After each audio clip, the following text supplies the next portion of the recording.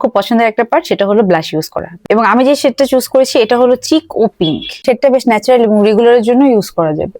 তবে ইনস্টাগ্রামে যেরকম রিভিউ দেখেছিলাম যে এটা অনেক বেশি পিগমেন্টেড, এক ড্রপে অনেক পিগমেন্ট হয়, তা না। তবে হ্যাঁ, সাটেল আছে, রেগুলার ইউজের জন্য মোটামুটি ভালো আছে। এখন ফুল সেজটা আমি সেট করবো টেকনিকের এই বানানো পাউডারটা দিয়ে। তবে এখন আমি আই লুক করবো। আই লুকের জন্য আই ম্যাজিকের এই প্যালেটটা চুজ করেছি আমি। এটা চুজ করার কারণ হলো এটার মধ্যে সব ধরনের কালার আছে।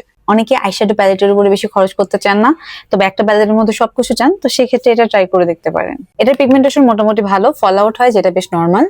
আমি টেকনিকের এই ব্ল্যাক আইলাইনারটা ইউজ করছি।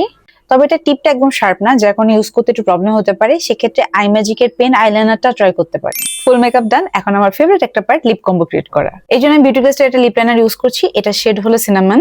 আর আই ম্যাজিক লিপস্টিকের খুব ভাইরাল একটা শেড হলো 04, সেটা আমি মিডল ইউজ করব। এরপর আমি আই ম্যাজিকের লিপ গ্লসটা ইউজ করছি। আর এটা কিন্তু অন্য সব লিপ গ্লসের মতো না, এটার মধ্যে গ্লিটার আছে। আমি একটু হাতে সচ করেও দেখাই, মানে এটা বেশ শিমারি। আর ফুল মেকআপটা আমি সেট করবো W7 এর এই সেটিং স্প্রেটা দিয়ে। এবং এটা ছিল আমার রিজনেবল প্রাইসের মধ্যে সাজানো একটা মেকআপ কম্বো। এই কম্বোটি আমি পেয়েছি orange city shop Facebook page থেকে। আমি পেজ কমেন্টে মেনশন করে দিব।